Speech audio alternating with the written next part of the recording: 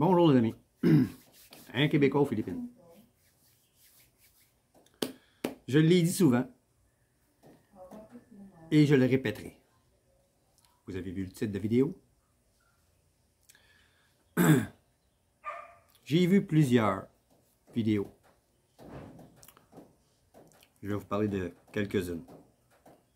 J'en ai vu une d'un vlogueur que son ami a été arrêté 2 ans après avoir quitté sa Filipina toxique.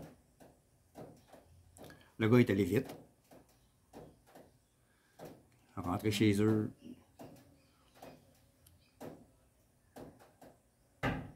Puis après quelques mois, il s'est rendu compte que t'es jamais contente. Elle criait tout le temps. Toujours des reproches. Jalouse.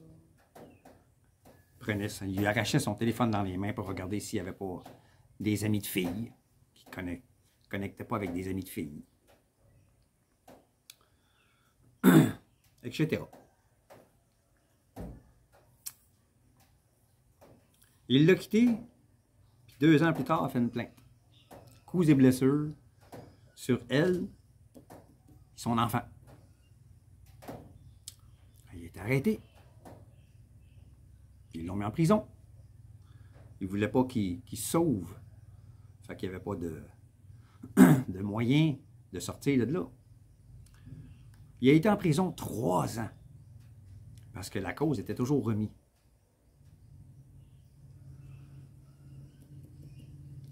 Puis au bout de ces 3 ans-là, il se ramasse en cours, amaigri, faible, commence à être malade. Elle demande 1 million de pesos pour casser la plainte, pour abandonner la plainte.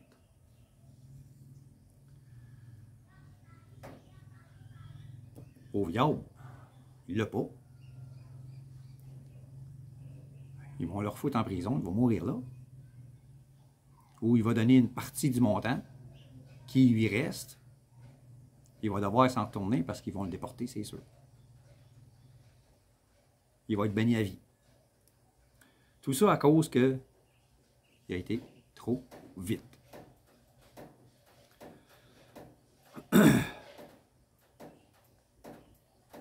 Une autre vidéo. Un vlogueur qui... Je viens de voir la vidéo. C'est ça qui m'a donné l'idée d'en faire. Parce que le vlogueur en question, je vois ses vidéos de temps en temps, je les regarde. Je les regarde pas toutes, mais parfois. Celle-là, elle m'a intrigué. Pourquoi ce gars-là fait une vidéo qui dit « Pensez-y à 2 fois avant d'entrer en relation avec une Filipina célibataire avec enfant. » C'était le cas de son ex. Il a été marié 2 ans avec. Elle aussi, c'est une vlogueuse. Puis je crois qu'elle avait un enfant. Ou 2. Je ne sais pas exactement, mais je sais qu'elle avait au moins un enfant. Puis là, il dit que tous les problèmes... Il ne dit pas qu'est-ce qui est arrivé. Mais pour faire une histoire courte, il a quitté Dumaguete pour aller vivre dans une autre ville. Il avait le choix entre 3. Il a choisi celle-là. Puis là, ben, il a décidé de faire un voyage aux États-Unis pour voir ses fils. Il est allé sur une terre dans le bois, un chalet que sa tante possède. Il a fait 2 vidéos là-bas. Il aimait ça, tout le kit, puis il pensait acheter un petit lot de terrain là-bas, puis bâtir un shack comme elle, petite maison en bois, petit chalet. Il venir y passer du temps pour voir ses enfants, ses gars. Même si ces gars sont assez âgés, il y en a un qui a une job, puis l'autre il est aux études, je crois, collège.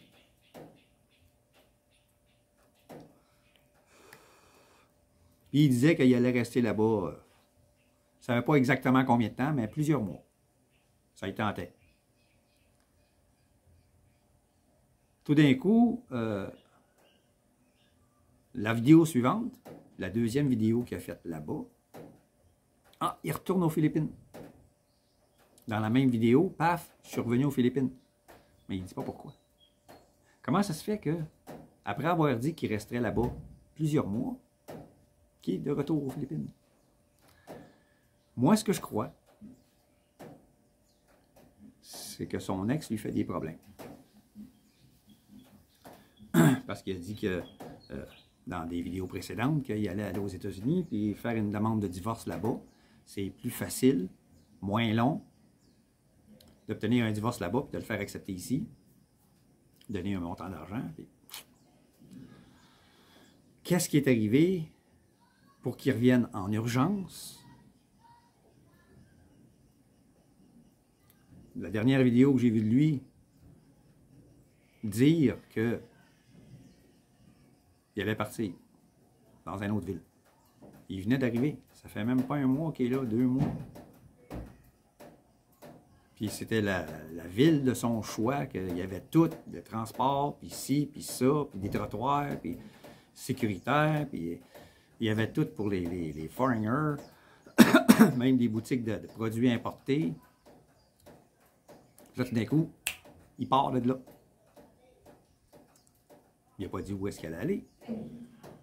Mais tout ça mis ensemble, là, je pense que son ex, ça y fait des problèmes. Puis qu'il est revenu en urgence ici, de peur que s'il ne revient pas, parce qu'il a été convoqué, probablement, que s'il ne revient pas, il va être arrêté. S'il ne revient pas à temps. Puis là, tout d'un coup, il fait une vidéo pour dire d'y penser à 2 fois avant de fréquenter une célibataire avec enfant. Puis là, il dit tous les problèmes qu'il peut y avoir dans une relation comme ça. L'entourage, vous allez passer en deuxième, les enfants passent d'abord. Il dit, j'ai parlé à beaucoup de foreigners, ça fait 9 ans que je suis ici, j'ai parlé à beaucoup de foreigners, c'est ce que lui dit, là, pas moi. J'ai parlé à beaucoup de foreigners, puis il y en a plusieurs qui regrettent parce qu'ils ont eu des problèmes, ils ne savaient pas vraiment dans quoi ils s'embarquaient, parce qu'il y en a un qui a dit j'ai payé pour les études de ses enfants, la nourriture, etc., pour me rendre compte que l'ex est encore dans le portrait, puis qu'elle chattait avec, puis qu'elle voyait de temps en temps. Un autre a dit je ne savais pas dans quoi je m'embarquais. Je payais pour des enfants qui n'étaient même pas elle. C'était ses nièces. Je payais pour la nourriture, les études, puis tout. Les parents travaillaient à l'étranger. C'est elle qui s'occupait des enfants. C'est lui qui payait pour. Puis les enfants, pas mon père. Pas d'ordre de recevoir de toi. Fait qu'il payait, il fallait qu'il ferme sa gueule.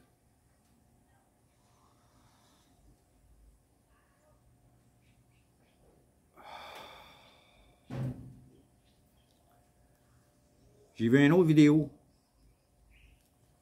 hier.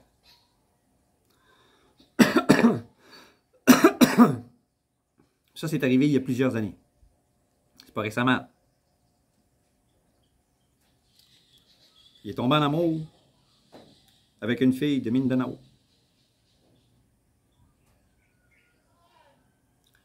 Célibataire, sans enfant. C'est ce qu'elle disait.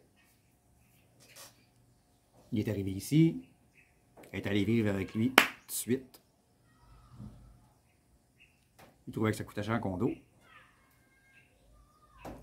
Acheter un terrain, mettre ça à son nom. Bâtir une maison, c'est à son nom à elle.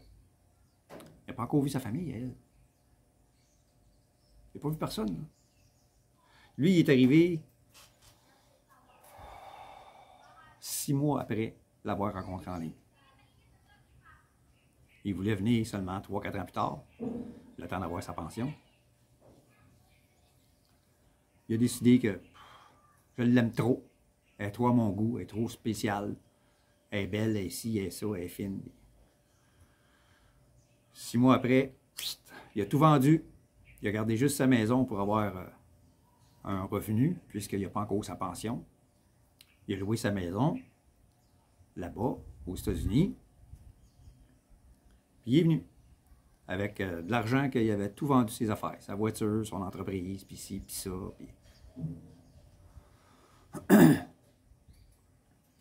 Puis là, il a voulu la marier. Fait qu'il a fait une proposition. Là, il a dit, ben là, chérie, j'ai quelque chose à te dire. Je t'avais pas dit encore. Je suis encore marié. Je suis séparé depuis longtemps, mais je suis encore marié. Fait que là, lui, il allait voir un avocat pour faire les démarches pour la demande de divorce. Puis ici, avoir le divorce, c'est long. C'est long, ça peut durer plusieurs années. Il va voir l'avocat. 3 mois plus tard, il est convoqué. Il retourne voir l'avocat. L'ex est là.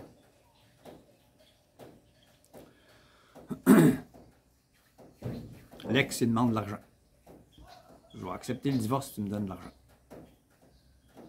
Je t'offre 150 000. Besos. OK. Fait les papiers, tout le kit, donne l'argent. Là, il sort avec, sa blonde. Elle dit, il faut que je reste, les papiers ne sont pas finis de signer en haut, ne sont pas finis de remplir. Quand ils vont être finis, ils vont m'appeler, puis je vais aller les chercher. Parce qu'il voulait aller magasiner avec elle. Fait qu'il dit, OK, on va partir, je vais aller magasiner. Il avait acheté une maison, un scooter, tout le kit, puis il prenait le scooter pour aller magasiner.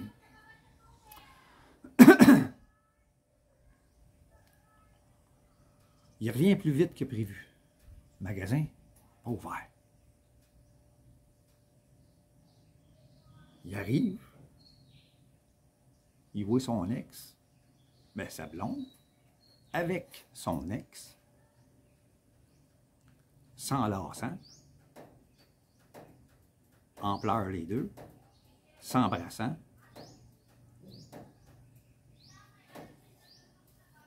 Il arrive, qu'est-ce qui se passe? Fait que le mari, il dit, je l'aime, elle m'aime, et on ne divorcera jamais. Il a donné l'argent, il a signé les papiers. Même si le divorce est oublié, même si elle va aller dire à l'avocat, oublie ça, oublie les papiers, oublie le divorce, je divorce plus. Il ne peut pas reprendre son argent. Il a perdu 150 000 pesos.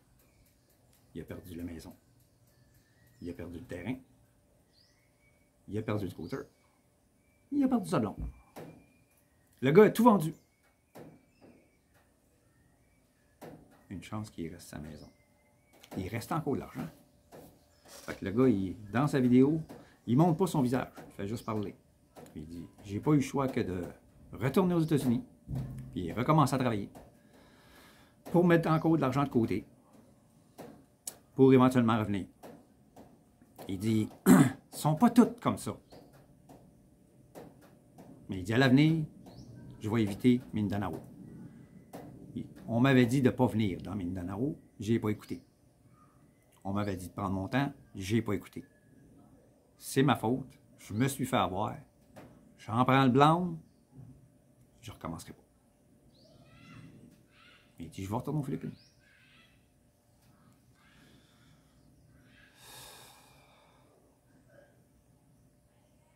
Un autre histoire. Un ami très proche. Très, très, très proche. Il a échappé il a échappé belle à une Philippine, Mindanao. Davao. Il l'a rencontré en ligne. Il est allé la voir. Il a loué une chambre d'hôtel. Elle Elle l'attendait dans la chambre d'hôtel. En bébédole, en déshabillé.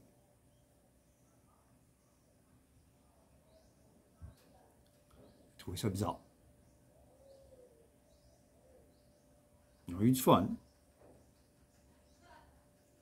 Le lendemain, elle a dit, il faut que je retourne chez nous faire mon lavage.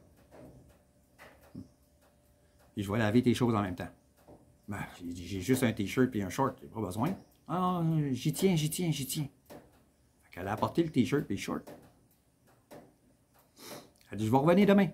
Je vais revenir demain après-midi. Le lendemain, c'est pas sec. Je peux pas rapporter tes choses. Probablement qu'elle pensait qu'il dirait, ah, je vais y aller, je vais aller les chercher.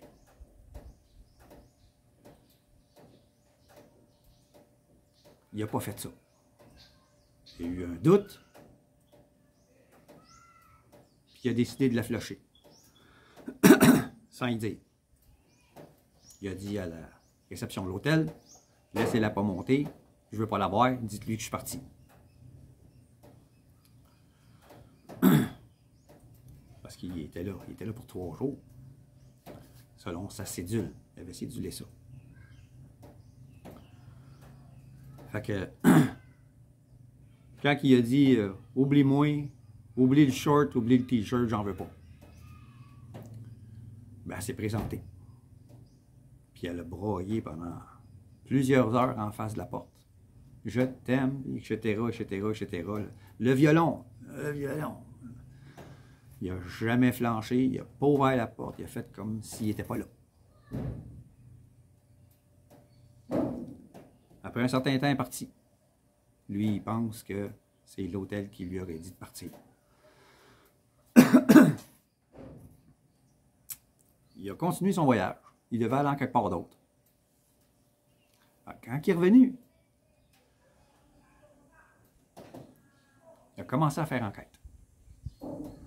Comme il m'a écrit, j'ai fait ça toute ma vie.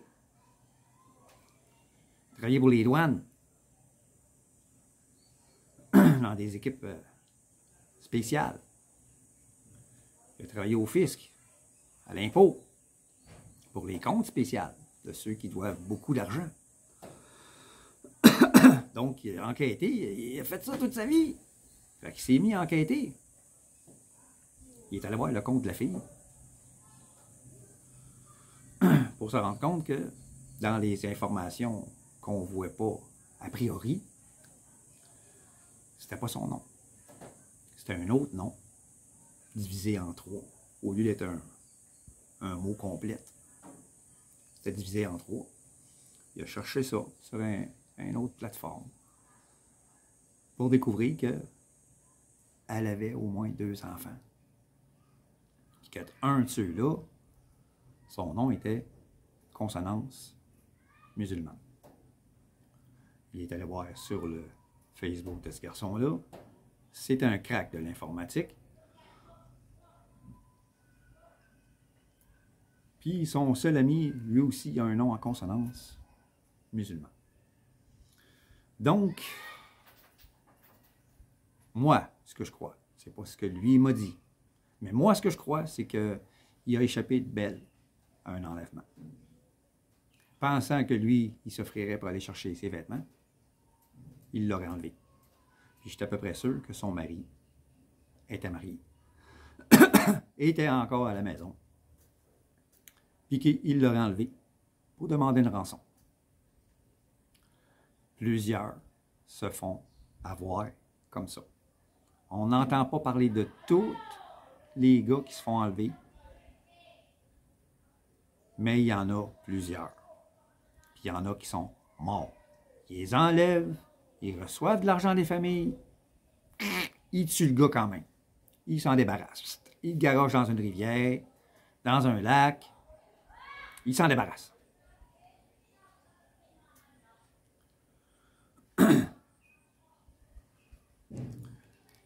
Donc, si vous voulez absolument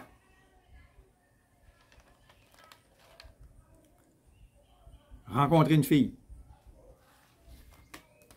célibataire, avec enfant. 1. De grâce, évitez Mindanao. Ça, je vais y revenir plus tard. Pourquoi éviter Mindanao?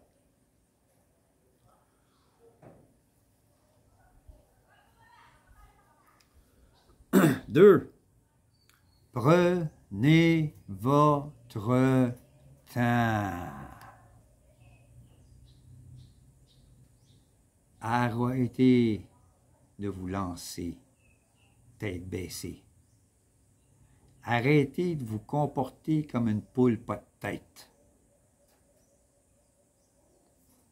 Prenez 6 mois, 1 an s'il faut.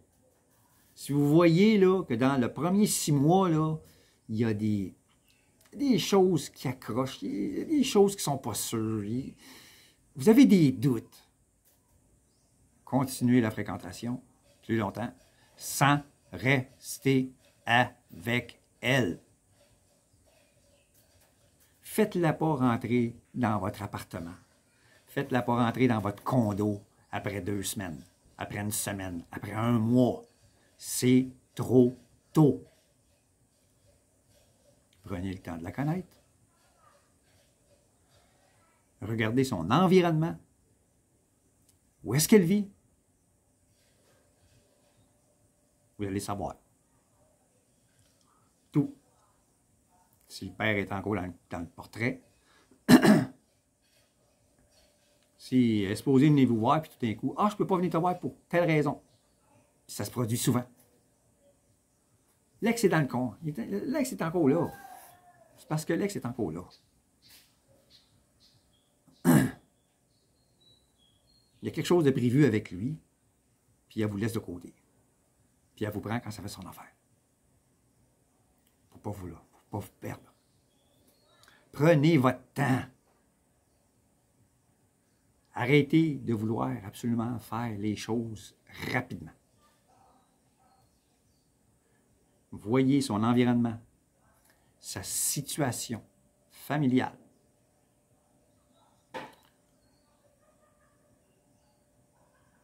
Regardez ses actes plutôt que d'écouter ses paroles. Si vous voyez la moindre contradiction, parlez-en avec elle. Si elle patine quand elle répond, si elle baisse la tête, pas capable de vous regarder dans les yeux. Là. Ah, mais... Mensonge.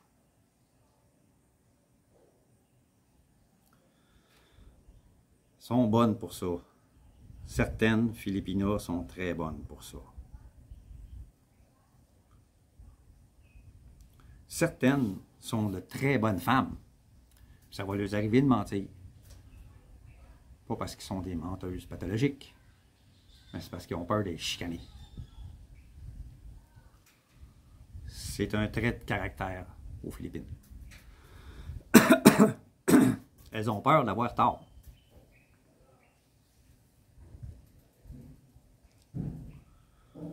Mais il y en a d'autres que elles mentent parce qu'elles abusent de vous. Dans le temps que vous allez prendre pour la connaître, au tout début, discutez avec elle honnêtement. C'est quoi tu cherches exactement? Un partenaire ou un fournisseur? Un provider. Tu veux-tu un partenaire ou un provider? Vous allez voir ce qu'elle va dire. Puis ensuite, regardez ses actes. Si elle trouve souvent des défaites pour ne pas venir vous voir, des fois des histoires à dormir debout, vous êtes un provider. Débarrassez-vous de ça. Prenez donc votre temps, s'il vous plaît.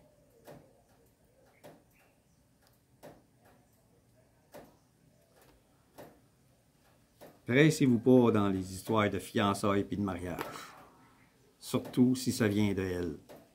Ah, quand est-ce qu'on va se fiancer? Quand est-ce qu'on va se marier? Puis... Je suis pas prêt. Tant que vous n'êtes pas prêt, tant que vous n'avez pas entièrement confiance en elle, c'est la réponse que vous devez donner. Je ne suis pas prêt.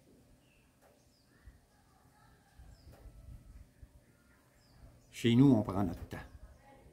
On ne presse pas ces choses-là. Ça mène toujours à une séparation ou un divorce. J'ai pas envie de ça. Je l'ai déjà vécu et je veux prendre mon temps. Si elle dit « je respecte ça », puis 3 semaines plus tard, 1 mois plus tard, on en reparle encore, flusher. C'est tout. Flusher. Parce que pendant ce mois-là, elle a été gentille, hein, pour vous faire tomber encore plus creux dans la relation, plus en amour avec elle. Puis 1 mois plus tard, on en reparle, elle se réessaye.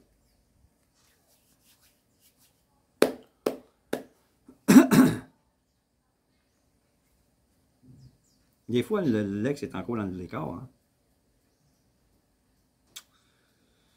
Hein? Pourquoi je vous dis d'éviter Mindanao? OK? Il y en a bien qui disent « Ah, moi, j'ai pas de problème. »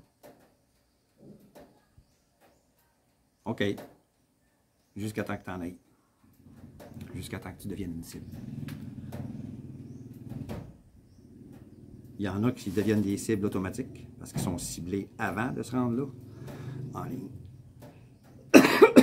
Il y en a d'autres qui vont là, puis ils rencontrent là-bas. Ils deviennent une cible plus tard. Il y en a qui peuvent être là-bas plusieurs années.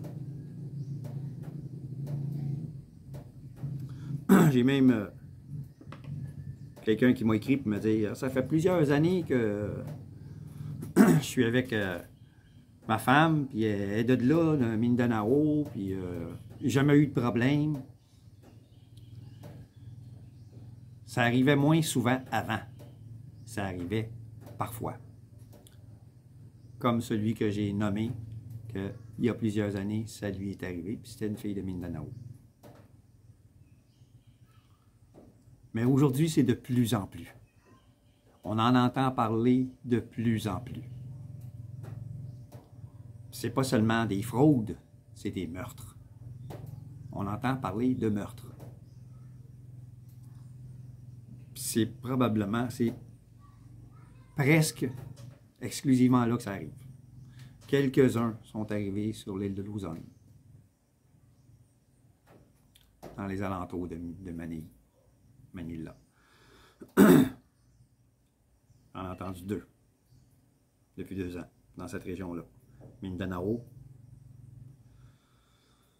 Des fois 1, 3 mois. Après ça, on peut être 3 mois sans entendre parler, puis d'un coup, oups, ils sont à la recherche d'un foreigner disparu. 3 jours, 1 mois, 1 semaine plus tard, pas 1 mois, 3 jours, 1 semaine plus tard, il retrouve son corps. Démembré.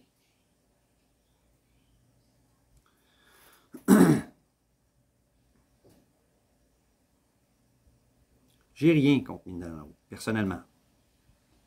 J'ai rien. J'ai jamais connu une Philippine qui vient de là. Jamais. Mais la majorité des histoires d'horreur proviennent de là. La majorité. Pourquoi? Ben, il y a énormément de musulmans sur cette île-là.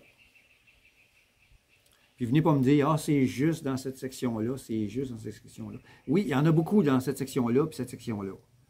Mais ils sont partout sur l'île. Ça, c'est pareil comme chez nous, ça. Ils ont des pays, mais ils partent de leur pays pour fuir le régime en place.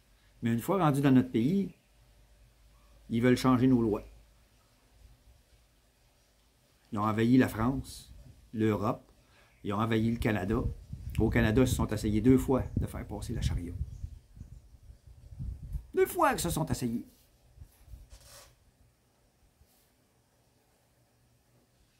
Ils fuient un régime qui les oppresse, mais ils veulent nous faire vivre la même chose chez nous. Ils veulent changer nos lois pour qu'on fasse comme eux. Donc, même s'il y a un petit groupe là, un gros groupe là, puis un petit groupe là, ils sont partout sur l'île. Puis à Davao, puis dans les alentours. Même si certains m'ont dit, Davao, c'est la ville la plus sécuritaire.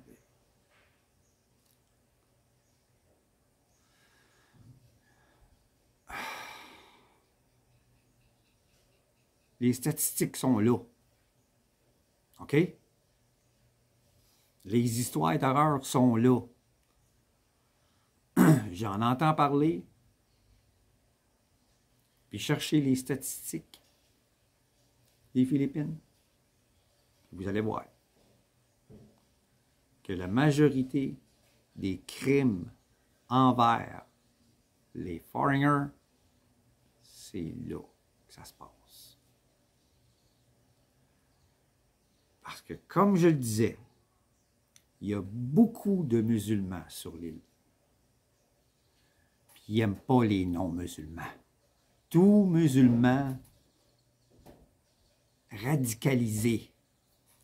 Il y en a beaucoup de radicalisés sur l'île. Beaucoup. Ils veulent l'indépendance de Mindanao, des Philippines. Ils veulent se séparer. Puis ils sont en train de s'armer. Puis c'est en faisant des enlèvements, en recevant de l'argent, des rançons, qu'ils vont s'armer. Ils sont en train de s'armer. Pour ça. Pour se séparer. Fait qu'ils n'aiment pas les non-musulmans. Alors, vous êtes une cible de choix. Que vous soyez chrétien, catholique ou autre religion dans la grande famille de la chrétienté, vous êtes une cible de choix. Vous êtes un non-musulman, vous êtes un renégat. Ils s'en foutent de votre vie. Tout ce qu'ils veulent, c'est de l'argent. Votre famille va payer, ils vont vous tuer pareil.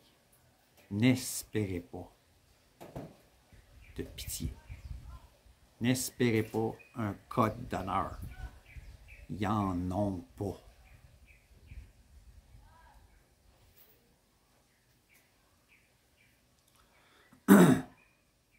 Les musulmans radicalisés n'ont pas de code d'honneur. Envers leurs frères d'armes seulement. Vous n'en faites pas partie. Ils s'en foutent de votre existence. Vous avez des enfants de 2, 3 ans, des petits-enfants, peu importe ce que vous allez leur dire. Ils s'en foutent. Comme on dit au Québec, ils s'en calissent. Arrêtez de penser avec votre queue, pensez avec votre tête, puis évitez Mindanao. Si vous voulez faire partie des statistiques, là, ben faites comme les gars, là. Écoutez pas ce qu'on vous dit. Allez-y. Payez pas. Si vous faites partie des statistiques, ça sera votre faute. Plusieurs vlogueurs le disent. Moi, je le dis. Évitez Mindanao. Même si vous venez m'écrire, « Ah, moi, ça fait des années que je suis avec ma Philippina, puis elle vient de là. » Je m'en tape. T'es chanceux. Maintenant. Même si ça fait 7 ans, 8 ans, 9 ans, 10 ans, 15 ans. Tu as été chanceux. Tu t'es isolé dans un coin où tu n'es pas pris pour cible. Mais éventuellement, ça va venir. Ils vont prendre possession de l'île au complète. Éventuellement, ça va venir. Pour l'instant, ils se concentrent dans certains endroits, surtout où les foreigners vont. Grosse concentration de foreigners. Les foreigners, ça aime la plage, ça aime la grosse vie. Puis... Ils vont dans les endroits où est-ce que les foreigners vont. Plus tard, s'ils réussissent à avoir l'indépendance, ils vont prendre possession de l'île. Tous les foreigners vont être visés. Là, vous allez devoir tout abandonner. Tout ce que vous avez acheté, maison, terrain, voiture. S'ils prennent possession de l'île, il va falloir que vous décrissiez de l'eau plus vite. Il va falloir que vous partiez de l'eau plus vite. Au lieu de le voir, au lieu d'avoir des problèmes plus tard, évitez-les, allez donc ailleurs. Il y a des millions et des millions et des millions d'habitants aux Philippines. Il n'y a pas juste Mindanao. Les filles là-bas sont plus gentilles. Allô, mon amour. C'est juste pour vous attirer.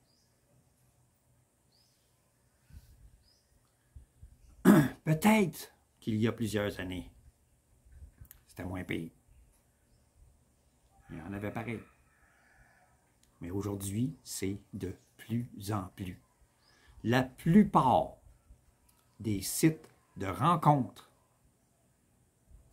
la majorité des filles qui sont actives, je dis bien actives, sur les sites de rencontres, viennent de là. Vous allez en avoir un autre sur le site qui n'est pas de là. Vous allez lui écrire, vous n'allez jamais avoir de réponse. Elle a décidé d'abandonner son compte. Parce que les filles de Mindanao, ils ramassent toutes. Ils sont tellement gentilles. Ils sont sexy. Ils ne sont pas supposés être sexy, Philippines. Je suis désolé, les gars, là. Je suis désolé, là. Ils ne sont pas supposés être sexy. Ils ne sont pas supposés de mettre des photos en bikini, puis ci, puis ça, puis... Ils n'en portent pas de bikini pour aller se baigner, les filles. Les Filipinos, ils ne portent pas ça. Une Filipina traditionnelle ne porte pas de bikini. Fait que si vous voyez une fille en ligne, en bikini de Mindanao, hey, c'est une musulmane. OK? C'est juste pour vous attirer. Pensez avec votre tête. Pensez avec votre tête. S'il vous plaît. Prenez votre temps. Merci de me suivre. Je vous adore. Prenez soin de vous.